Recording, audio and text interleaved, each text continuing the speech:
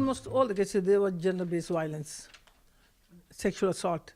Almost all the cases had this sexual violence, rape. And let me tell you, with respect to jurisdiction, the ICT, when the ICTR was created, the rape had not been formulated as an act of genocide.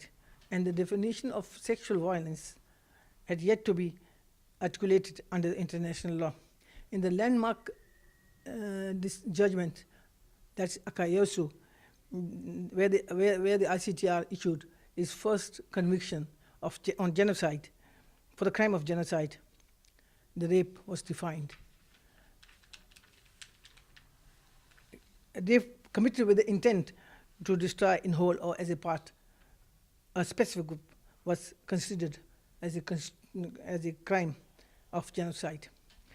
In its judgment of Akayasu, the trial chamber defined rape, a physical invasion of a sexual nature committed on a person under circumstances which are cohesive.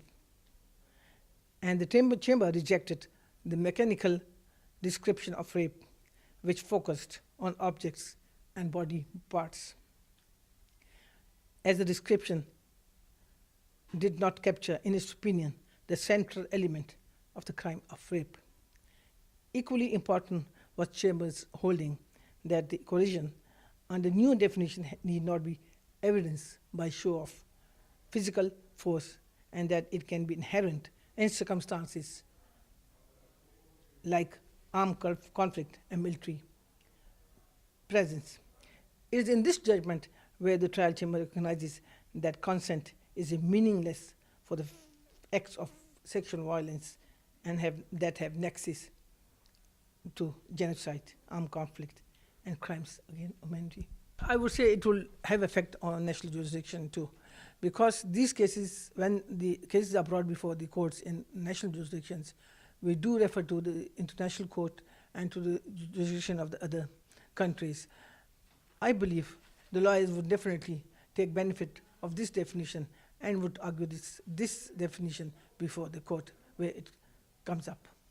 I said in a case which was Mika Mohimana, it was a mostly rape case, and we have elaborated this definition further, and we held that consent is meaningless in the circumstances where the rape is committed, and the circumstances where the act was committed,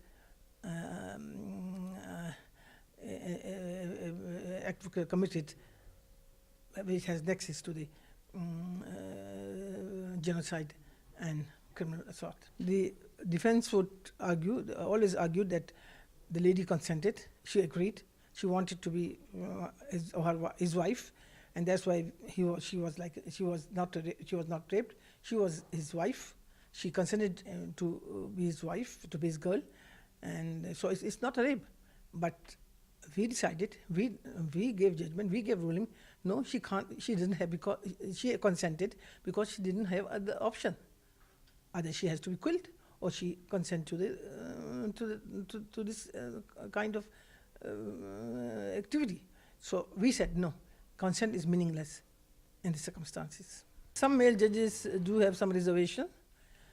Sometimes they would say, as I said in this meeting, that some male judges would insist then when the rape has to be proved only when it is witnessed by others, whereas my view was that it not necessarily be witnessed by any other persons, because when you commit a rape, you don't commit in the open market. I mean, you don't commit in front of.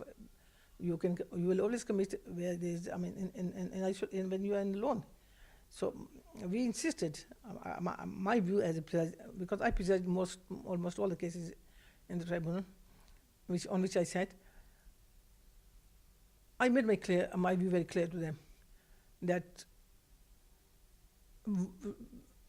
a woman who has been raped did not have any other option but to consent, or just to keep quiet, or just to be silent, because she has to save her life.